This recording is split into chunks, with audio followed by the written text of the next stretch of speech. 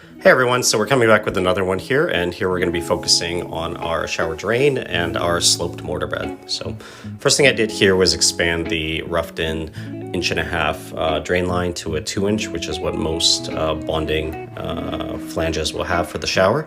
And then we're getting into mixing the dry pack mortar. So it's a pretty basic ratio. You don't need a ton of water for dry pack mortar, and you know it's mixed properly when you can kind of clump it in your hand, but then it also disintegrates quite easily.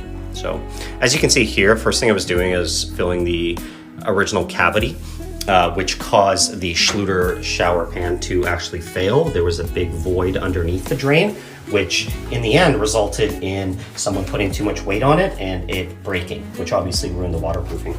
In this case, we're using a FlowFX flange, which is a bonding flange. So prior to installing, we added a little bit of thin set underneath it and then pressed it right into the dry pack mortar, which we packed the cavity with.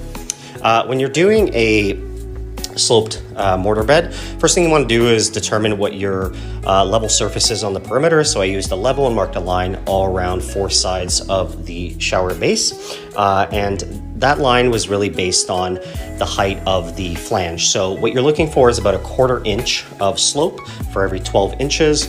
Wall to wall, we were looking at around 16 inches here. I went a little bit heavier with a 1/2 inch drop for every 12 inches. And I like to do a little bit more just to be on the safe side so I don't have any standing water. So after you've packed in the perimeter, you're going to be working around the entire shower, starting at the back and working your way in with a trowel or a flat piece of wood, rather both, to pack in the mortar and make sure you have a very smooth drop from the edges all the way to the flange itself. It's not going to be perfect the first time you do it, so you're going to notice little pieces coming out here and there, and that's completely okay. Just keep kind of shimmying it back and forth around the shower.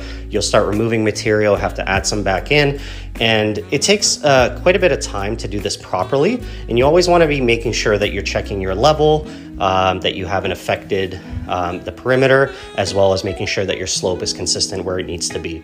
And then when you get to the tail end, you're going to start packing things in with a trowel just to make sure things are very smooth, because you really want a good surface to work with before you get to the waterproofing stage. So it's a time-consuming process, but I actually quite enjoy it. I think it's a ton of fun, and it's a really useful skill to learn. So here I'm vacuuming out any residual mortar, and this needs to sit for about 48 hours before you can waterproof. So that will be our next video, and here's kind of what it looked like when we were done.